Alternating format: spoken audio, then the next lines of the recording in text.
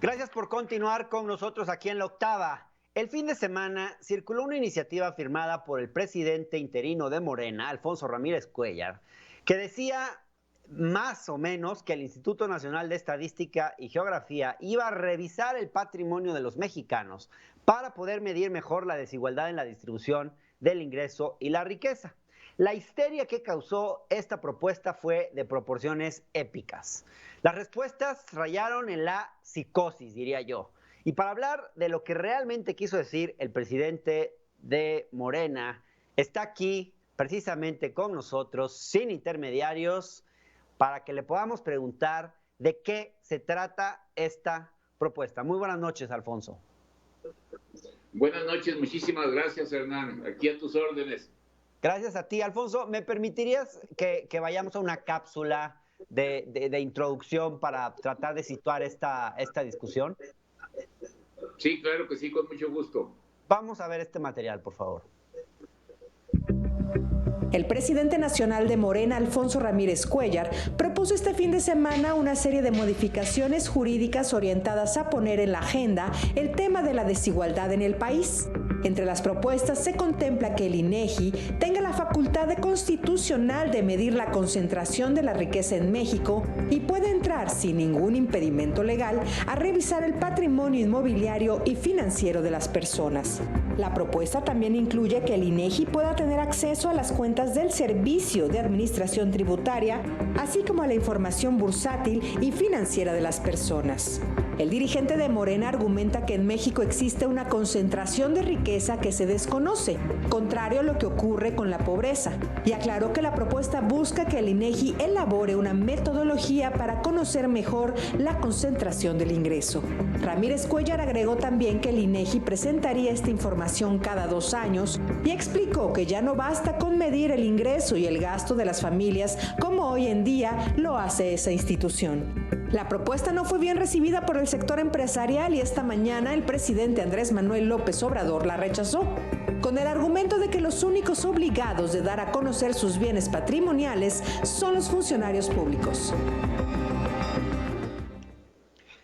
Alfonso, creo que has colocado, más allá de las críticas puntuales que uno le pueda hacer a esta propuesta, más allá del hecho de que era, a mi entender, como yo lo leí, es un esbozo, ni siquiera es una iniciativa en forma, pero me parece que has colocado sobre la mesa un tema nodal que no estaba en el debate político. Era una discusión que estaba entre los académicos, que habían puesto quizás sobre la mesa algunas organizaciones como Oxfam, que había puesto la CEPAL también, con algunas estimaciones que había hecho. Pero sin duda la necesidad de medir la riqueza para estimar mejor la desigualdad que no se calcula bien en este país y en muchos países del mundo es importantísimo. Ahora, si bien entiendo, Alfonso, no se trata de dar a conocer una lista de las grandes fortunas ni de cuánto tiene cada quien, no se trata de entrar a las casas de la gente como se estuvo diciendo, se trata de recopilar información para fines estadísticos. Tú me vas a corregir si no es el caso, pero al final de lo que se trataría, entiendo yo, es de poner la misma atención y acuciosidad que hasta ahora ponemos en la medición, en las mediciones de la pobreza, en las cuales hemos desarrollado métodos sumamente sofisticados en este país, poner esa misma atención, esa misma acuciosidad en la medición de la riqueza y en especial, tú lo has dicho, en la medición de lo que pasa en el decil 10 de la distribución del ingreso. Yo quisiera preguntarte, Alfonso, ¿cuál es la idea? ¿Por qué es importante medir la concentración del ingreso, entender qué pasa en el decil 10, que hoy es tan opaco lo que pasa ahí en ese sector de la población? Y en especial, ¿por qué es necesario saber esto para tomar decisiones de política pública? ¿Y qué tipo de decisiones de política pública te estás imaginando? Bueno, yo estoy proponiendo que todos los partidos políticos, los organismos de los trabajadores, el Ejecutivo, todos los poderes de la Unión, sentemos y discutamos qué es lo que queremos que resulte de lo que vamos a construir levantando la emergencia sanitaria. Nos tiene pues prácticamente inmovilizados en el país, con las medidas de salud que debemos de cumplir todos, pero es una crisis que va a pasar. Lo que estoy yo proponiendo es de que lleguemos a un acuerdo para tener certeza de cómo debe ser la nueva normalidad y cómo debe ser la convivencia social en el futuro inmediato. Y una de las cosas que tenemos que sacar... Alfonso, perdón que te interrumpa, ¿tú ves esto entonces como un tema de coyuntura? Porque hay quien dice, es que en este momento hay cosas más importantes, estamos en medio de una pandemia. ¿Tú sitúas esta discusión como un tema de los que se tendrían que atender no bien saliendo de esta pandemia entonces? Sí, yo lo veo así como un tema de los que se tendrían que atender, porque para mí es importante que lleguemos a un acuerdo para que nuestra Constitución quede establecido de manera muy clara que México tiene un estado de bienestar. Esta es la primera propuesta. ¿Qué implica que México tenga un estado de bienestar? Que vamos a construir un sistema muy robusto, con una enorme calidad y con una amplitud universal en materia de salud pública. Lo que nos heredaron es simple y sencillamente un desastre que tenemos que reconstruir para que tengamos los mexicanos un sistema de salud lo más adecuado. La crisis actual nos ha mostrado las grandes limitaciones que tiene el sistema de salud mexicano. Tiene que haber un compromiso para construir un nuevo sistema de salud. Y tiene que haber también un compromiso para construir un nuevo sistema de educación que permita que haya una movilidad social y una prosperidad en millones de jóvenes con una educación de calidad, donde la ciencia y la tecnología y la investigación también ocupen un lugar central, y de esta manera nuestro país pues tenga una calidad en sus... Y además para atender pues a todos los niveles, que no haya nadie que se quede sin entrar a la educación. También yo quiero que ya en la Constitución se establezca este ingreso universal para toda la población. Creo que la lucha por una renta básica para que todos los mexicanos tengamos esta renta básica independientemente de cualquier cosa, tiene que estar establecida. Y también Alfonso, creo que nosotros...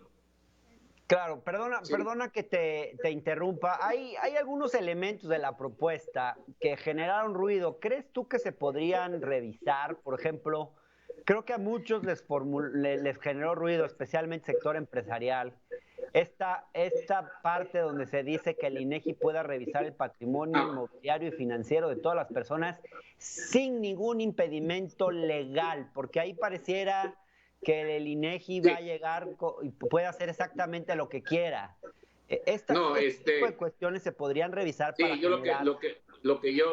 como tú comentabas al inicio, en México ya por mandato de la Constitución y a partir de la Ley de Desarrollo Social, ya tenemos un organismo que mide la pobreza y que mide la extrema pobreza.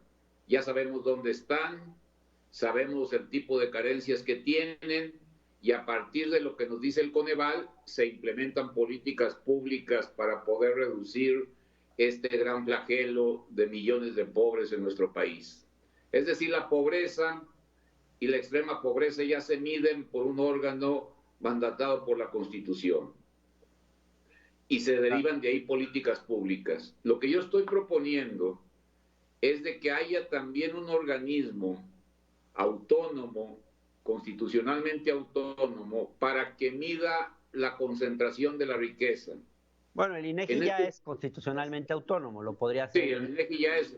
el INEGI ya es constitucionalmente autónomo.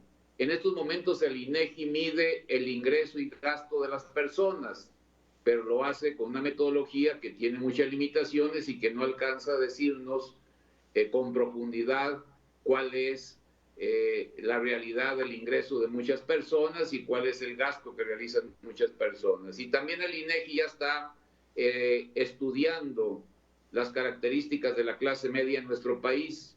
Lo que yo quiero es que por mandato de la Constitución, el INEGI mida este sector de arriba, de la cúspide de la pirámide social, el de los altos ingresos y el de las grandes fortunas. Y así como se mide la extrema pobreza, también se tiene que medir la extrema riqueza. ¿Por qué tendría que ser? ¿Para qué tenemos que medir la extrema riqueza? Porque tenemos un grave problema de desigualdad social. Claro.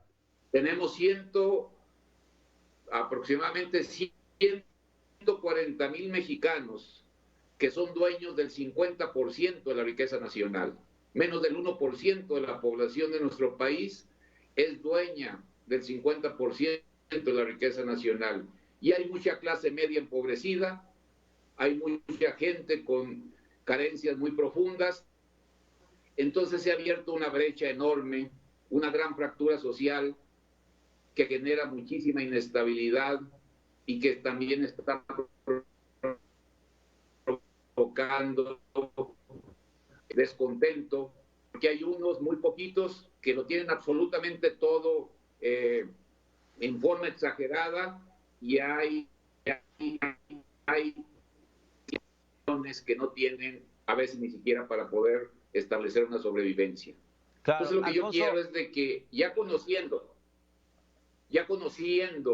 las características de esta concentración de la riqueza, el gobierno, el Estado, puede implementar políticas públicas para ir cerrando esta brecha social y para ir abatiendo los altos niveles de desigualdad. Claro.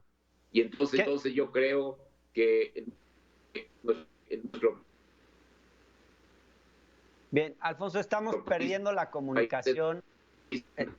Ok, Alfonso, está un poco mal la comunicación, entonces creo que voy a dejar aquí la conversación. No sé si todavía me sigues. Sí, yo te veo bien. Quería hacerte una última pregunta, Alfonso, a reserva de que podamos conversar más sobre este tema. Aquí en este espacio tenemos todo el interés en el asunto. Yo quisiera saber, ahora que el presidente desestimó esta propuesta en la mañana, ¿tú vas a seguir? Él no la desestimó. Él no la desestimó. Él simple y sencillamente dijo una cosa que yo comparto totalmente. Esta información no tiene por qué expresar el patrimonio de cada una de las personas. No es una información pública. Esta información no es para decir de manera abierta, de manera pública, el señor fulano de tal tiene esta cantidad de dinero. Eso no, yo comparto eso porque hay que cuidar mucho los datos y la privacidad de las personas. Porque nunca fue tu idea esa. Porque no es mi idea, ni tampoco es la idea en ninguna parte del mundo dar a conocer la información pública a las personas. Está bien, de manera que tú vas a seguir impulsando el tema. No, yo estoy convencido, así como tenemos una pasión para combatir la pobreza, así debemos de tener una gran pasión para combatir la enorme desigualdad y este flagelo tan vergonzoso de una concentración excesiva de la riqueza. Totalmente, Alfonso. Y además, bueno, lo que yo escribí hoy en mi columna y lo repito ahora aquí, me parece muy valioso que se haya dejado que Morena deje de aparecer en los periódicos solamente por los pleitos internos entre sus líderes y que esté en los medios por sus propuestas de política pública. En ese sentido, pues la verdad, felicidades. Creo que ojalá que esta propuesta... Muchísimas gracias, Hernán. Muchas gracias, Alfonso.